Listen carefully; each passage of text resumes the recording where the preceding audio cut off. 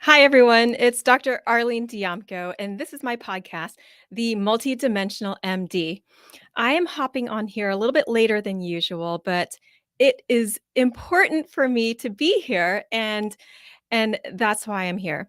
For those of you that don't know me, I'm an integrated physician, a pediatrician, and a cranial osteopath. And my mission is to help bring the intuitive aspects of health back to medicine in practical and tangible ways so that you can access deeper healing and experience more peace, love, and joy in your everyday lives. So, this is episode 200 of the Multidimensional MD.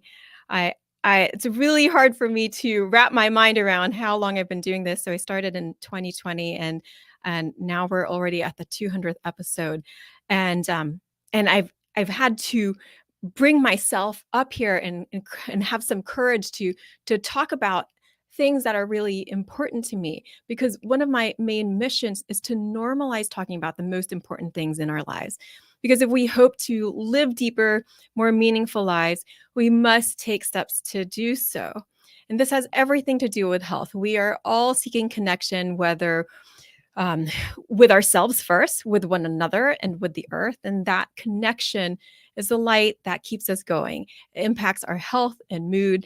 And studies have shown that secure connections increase our happiness and longevity by about 50%. So, what are we waiting for? What do people, why do people avoid talking about important topics? So, for this 200th episode of the Multidimensional MD, I'm going to explore this question, also go over some ideas of what to do about it. So, this is all about why do people avoid talking about important topics and what can we do about it? So, first of all, there's an overall protection. Why do we avoid it? Because there's a protective mechanism. It's this pulling in, a kind of flight or freeze reaction. It's a false protection because it can create a heart shield that keeps you from living with more authenticity, that keeps you from giving and receiving love more freely. And it can feel hard, and it can feel easier in the short term to avoid having these important conversations, but it's not necessarily in the long term. So it feels hard to have these difficult conversations and feels easier to avoid them, but over time that will start to catch up with us. So knowing that all of this has to do with some sort of protective mechanism, let's dive into that deeper, because the more we understand our triggers, why we are activating this protective mechanism, then the more we can tend to it and deal with it. So, one, there's a fear of getting hurt or hurting someone else. There is a sense of vulnerability because precious topics can feel pure and tender to the heart. With the vulnerability of a baby, you might have these what if statements going through your head, like, what if people don't like me? What if they don't like the core of who I am? What if they don't respect my thoughts and opinions? What if they get mad at me? What if they're upset? So there's this fear of what people think. And I talked about that a lot, about that at episode 89. Why do we care about what people think? And there's so many reasons for that.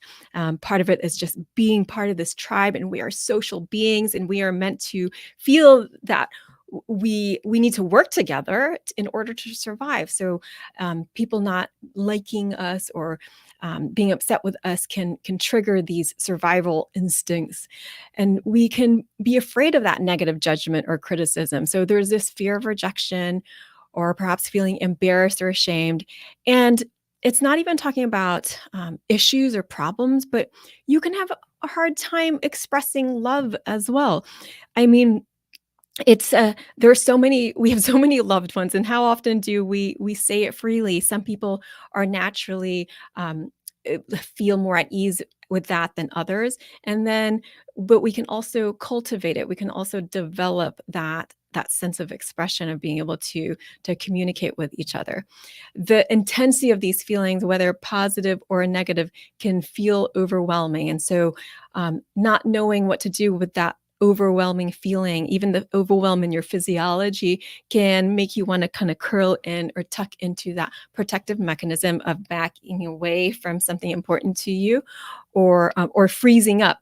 and not being able to talk about it, which is why many people feel conflict averse. So, conflict aversion is this fear of feeling uncomfortable emotions, including those that come with disagreement. And disagreements can create a dissonance in our vibes. So, our vibrations will become more dissonant, like not in harmony. And humans, again, are meant to be these social, empathic creatures. So, we feel good when we're in a group of like minded people, but we're also all unique. So, there will be disagreements. And if we can exhale, pause, and see the bigger picture, that we are all connected somehow, even though that might be easier to see in some moments than others. But if we can remember that we all have similar basic needs: food, water, sleep, exercise, love, and connection. We all thrive on kindness. So life is also meant to be experienced as a rainbow of experiences, a rainbow of emotions. If you only allow certain colors in, then you won't experience that magnificence of the full rainbow. So this is, again, part of, if you put a heart shield up, then you won't be able to experience the full rainbow. You won't be able to express yourself fully, and you won't be able to feel, receive love as fully. It is the mark of the human experience that we are able to feel. It's part of what makes us human.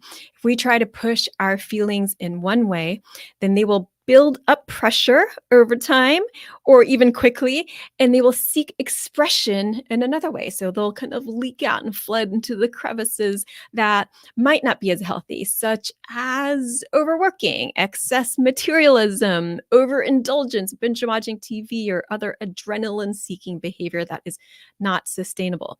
It feels good to feel. So whether or not we are conscious of being okay with these difficult emotions or uncomfortable emotions, it still feels more alive to feel something. And this is why we will end up seeking behaviors and experiences that help us feel things, even if they're not necessarily the best of us. So it is important to consciously choose to have important conversations, so we can direct our lives in the direction that we hope for it to go in. And we never really know exactly how our days and nights go, and that's part of the aversion to talking about something you don't know how someone's going to react, is this fear of the unknown. So we might go through, again, a bunch of what if scenarios in our head that may or may not happen. And over time, this is something that I've addressed for myself, to become more comfortable with the unknown, to cultivate a respect and trust in the unknown, because this is where miracles live. So if we're open to miracles, which means that really means you need to be open to the unknown, because a miracle is something we don't completely understand. So there is this miraculous quality to it. There's this mystical unknowingness to it, and that's part of what defines a miracle. So if we can practice with the little everyday unknowns to build a mindset of trust and comfort in the unknown, then that can help to train our minds. So we have, our life is a whole training gym of how to navigate living. So if we can, as much as we can be conscious co-creators, we still cannot truly predict with absolute certainty what any day will be like. And I mean, I never know what's going to happen with each patient I see. I hope and live in the hope that no matter what happens, that this encounter, this interaction will be helpful in some way. And so I live with an assumption that as long as I'm listening to my truth, my intuition, I'm listening to that love and light within me, that the interactions that I have with people will be helpful in some way, and it goes in both directions, so helpful for me and helpful for them. So it's most sustainable, most balanced that way, to look at things in a win-win perspective. Like, how can we act, behave, think for the good of all? So after all, our lives are this constant compass, and each moment, whether we deem it positive or negative, is part of that compass. So we can learn from the school of hard knocks, or we can learn with more ease. And it's not always smooth sailing. There's going to be those ups and downs. So the more we're able to look at life as a compass, and we can follow our true north, and establishing some sort of sense of trust and security is important. What leads us to trust issues. So, not feeling safe to discuss vulnerable topics with another person will lead us to avoid those kinds of important conversations. And this has to do again with that need for protection. Now, understandably, there can be a need for privacy to maintain a sense of control over your life and your narrative.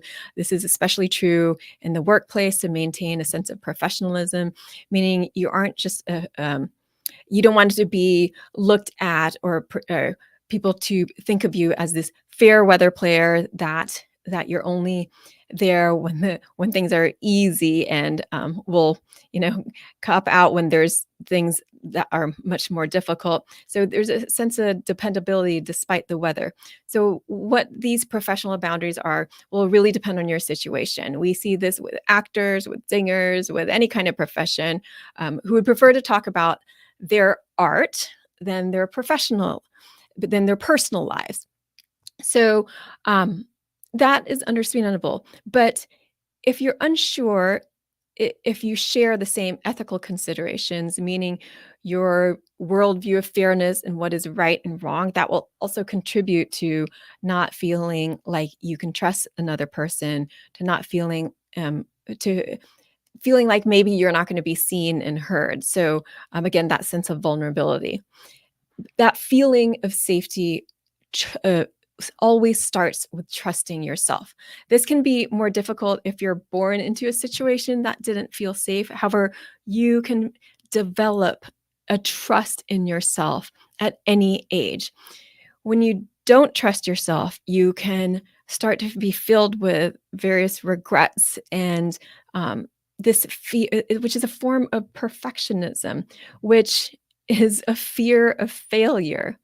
So that was a line that I heard recently by Dr. Rangan Chatterjee. Regret is a form of perfectionism, which is an interesting way of thinking about it, because I remember in my earlier years that I used to feel guilty a lot. I used to regret a lot of my actions, and again, it was this fear of failure, this fear of not being perfect.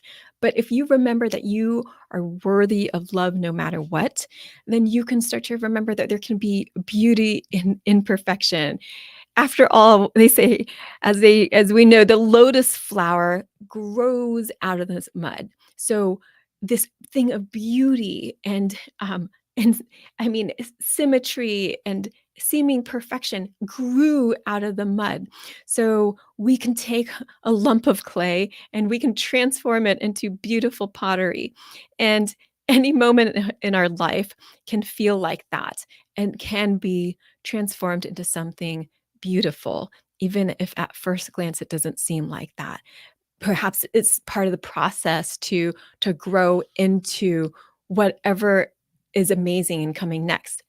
So sometimes it's easier to communicate this through symbols and nature and art than in words, and that's why we use these symbols, and we turn to nature and we turn to art to help us to understand ourselves better. And of course, if we have difficulty with the words, then we can have communication issues. And you might not feel confident with talking about a certain topic. Uh, you might feel unsure about how to use your words so that somebody can understand you fully. And again, this starts with being able to understand and communicate with yourself. So it can take little steps at a time, being able to talk to yourself in a way that you can actually start to sort through some of the confusion, and have some clarity with how you feel and how you see things. And you can still have like paradoxical emotions.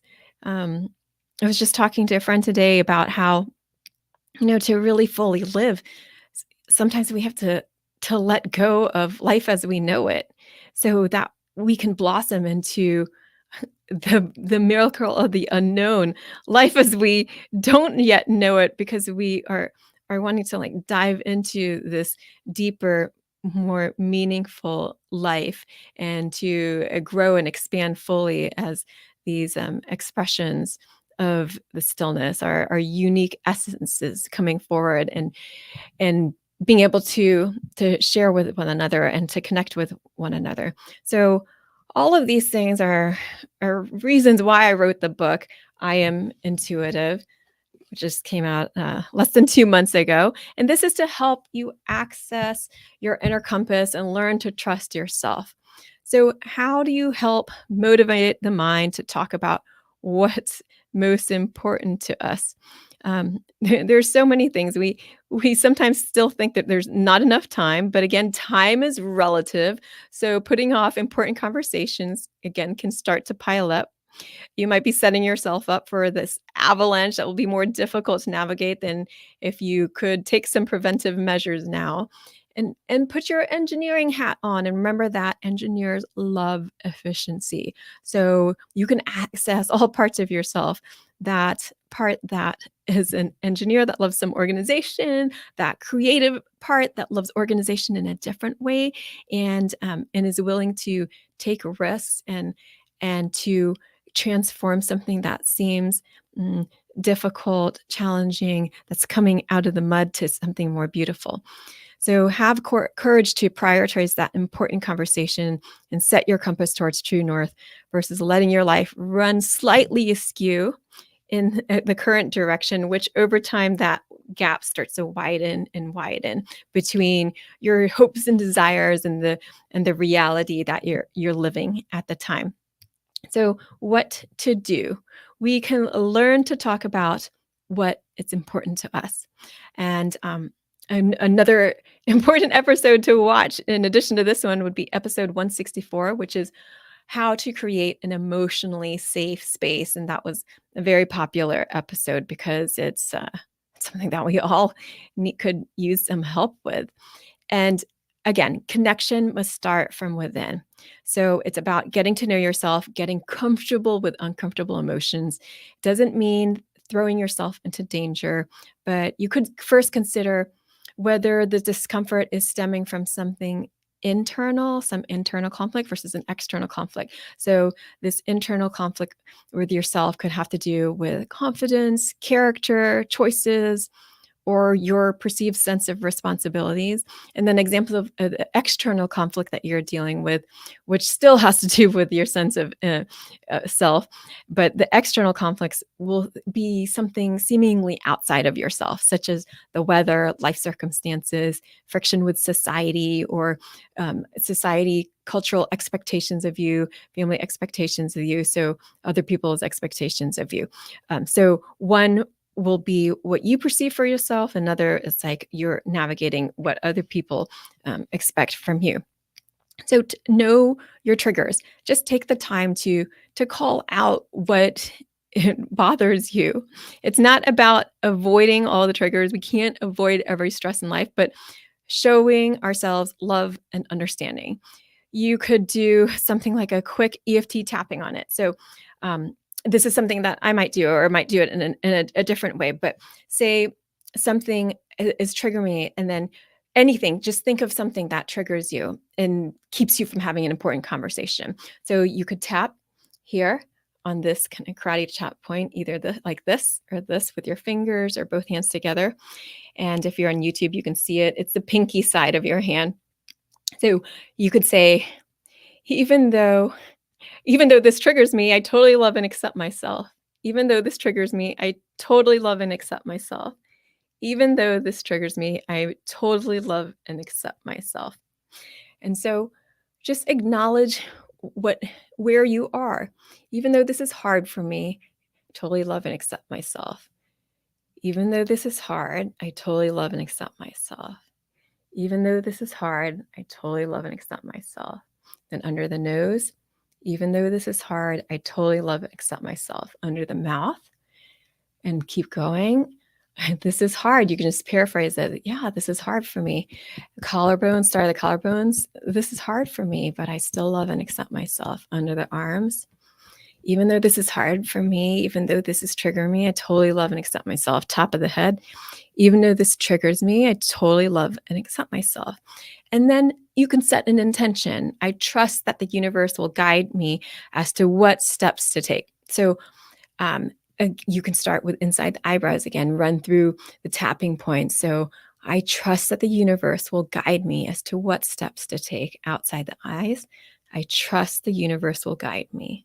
Under the eyes, I trust the universe will guide me. Under the nose, I trust the universe will guide me.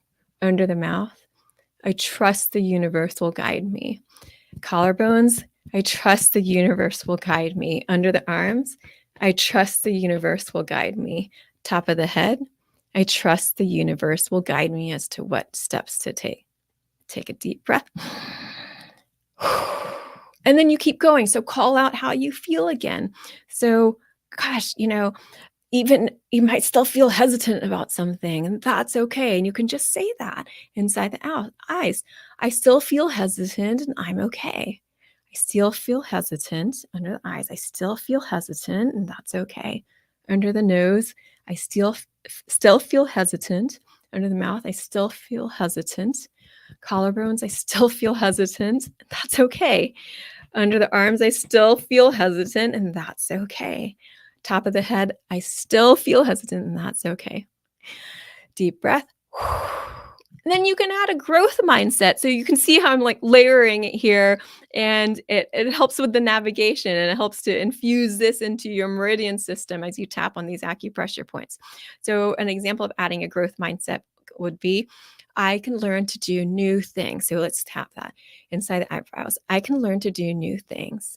Outside the eyes, I can learn to have important conversations. Under the eyes, I can learn to do new things, even if they seem hard at first. Under the nose, I can learn to have important conversations. Under the mouth, I can learn to have courage to have important conversations. I can learn, I can grow. Under the arms, I can learn to have important conversations. I can learn to do new things. Top of the head, I can learn to do new things. I can learn to have an important conversation. I can learn to have courage. Nice big breath. So I know that was just a quick run through, but if you did it with me, you might have noticed little wiggle room there, a little shift, perhaps like some of the edges are softening. And then the more specific you make it for yourself, so you can use the words that you say in your head, just call it all out, then actually the more efficient that kind of tapping sequence becomes. It becomes even more quantum. So I actually love to know my triggers, because then I can take care of them. I can tend to them, just as we went over. And I don't think of it as a fixing. It's not I'm fixing myself. It's I'm taking care of myself.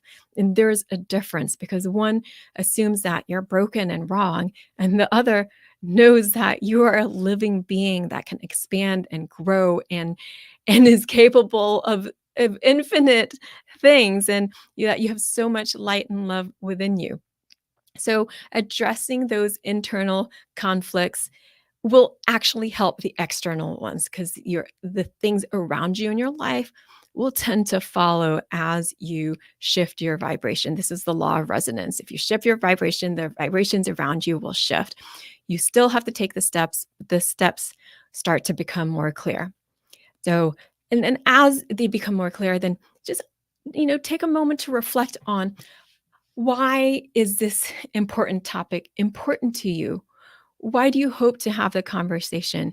Is it to help you or the other person? Ideally, both. Is it something that you feel like you want someone to understand you, where you're coming from? Is it that you want to show someone that you really love them and that you understand them as well, or you are at least you care enough to, and that you'll take steps to if there's been a misunderstanding? If you've harmed somebody, hopefully without any malicious intent, then put yourself in their shoes to understand how your words might come across. You can see, we did this Creating Calm episode, Parenting with Mind, Body, Spirit, on how to apologize. And that was me and Corinne Casey. We did that on a separate podcast. It's on Spotify and iTunes. It's called Edgar Casey's Creating Calm, Parenting with Mind, Body, Spirit. We had a beautiful conversation on how to apologize. So if that is something that is important for you to be able to communicate, then check that episode out. It's been very helpful for many people. So start with small things. Just start having the small conversations that you might already be avoiding. Maybe not, but there's often we will just let things slide because it's easier. But like, for example, coming up with a dinner plan together in a neutral, loving way. So maybe you have certain dietary needs that you need to take care of yourself, and not necessarily trying to put on other people to take care of for you, but your voice in that will matter. And part of being able to take care of yourself is being able to express your needs and how to be able to navigate that, but in a neutral, loving way, without pressure. So participating and being honest is important. And that might be a small thing, but if you ignore the small things, then just consider what's happening with the bigger conversations, the bigger topics. When it comes down to it, this is about being willing to take a risk to live in life. So the courage to live while you're alive, not waiting till you're towards the end. And we never know when that's going to be. We never know when we're going to transition. But this is something that became more and more clear to me, especially after my dad crossed over. I no longer wanted to wait on talking about things that are important to me. And that is part of why I'm here now on this podcast, talking about these important topics, and often difficult topics to have, whether even in a group or one-on-one. And so hopefully, as I go through these topics, then we can start to have a language to be able to have a more meaningful dialogue going forward. And then you can bring this into your lives, and we will just have this ripple effect around the world. And that's why it's important for me to show up here for me and for all of you. So thank you so much for being here with me. Just a couple announcements. If you are still here, then that's great. Then we have a School of Stillness, the first in-person workshop for School of Stillness, where everyone is a healer. And this is not just for healthcare professionals, but this is for anyone, especially if you feel like you're more empathic or highly sensitive and want to explore and develop your intuition or these aspects of yourself. So we are going to go through reclaiming the body, reclaiming your home, and reconnecting with the land. So if you feel like you're affected by external energies, picking up a lot of static around in the world, or even just thinking about things from other people, or you feel like you want to do an energetic house clearing, and just perhaps like wanting to reconnect with the land that you live on, whether or not you own it, it all belongs to the earth. So that's why I say reconnecting the land. We're going to have an in-person workshop for a small number of people, about 8 people. It's going to be in my office on September 28th. It's a Saturday from 9 a.m. till 2 p.m. Eastern time. And if you feel called to, then I would love for you to join us. If you'd like to sign up for that, you can on my website. That's allworldshealth.com. And you can go to the events or shop page, and you will see a way to sign up there. If you'd like to connect with me otherwise, then you can on Instagram at All Worlds Health, on Facebook, All Worlds Health and Pediatrics. You can sign up for my e-love letters. I send them out about once a week, usually on Wednesdays. And you can sign up on the website, also allworldshealth.com. And again, here's my book. It is I Am Intuitive, a multidimensional guide to embrace your inner light. If you haven't gotten a copy, that's available on Amazon, and also on the book website. You can access on my practice website or the book's website, which is allworldspress.com. And if you'd like to order a signed copy, which a lot of people have been hoping to do, then you can there. And I really appreciate all of your comments and feedback about it and what you've gotten out of it. And because that, I mean, it feels great for me to hear, and it helps me help more people too. So lots of love to all of you. I hope that you believe in you because I believe in you too. Take care and have a great rest of your week. And I will see you hopefully again next Wednesday. Bye.